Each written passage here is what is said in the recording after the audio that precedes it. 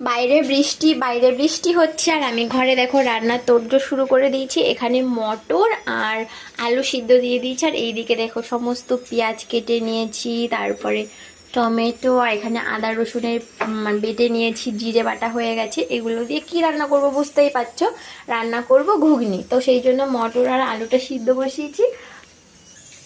আর এখানে মেখে রেখেছি দেখো আটাটা অনেকক্ষণ আগেই মেখে রেখেছিলাম, একটু মানে কাজটা এগিয়ে রাখলাম আর কি। গরম গরম ঘুগনির সঙ্গে গরম গরম রুটি, তো সেটাই আজকে রাত্রেবেলা খাওয়া হবে। তো দেখতে থাকো তোমরা।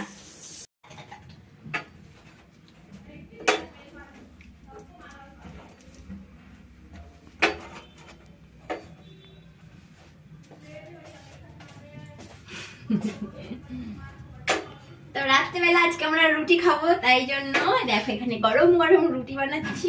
আমরা তো রুটিই খাই, রুটি খাই না রাতের বেলা।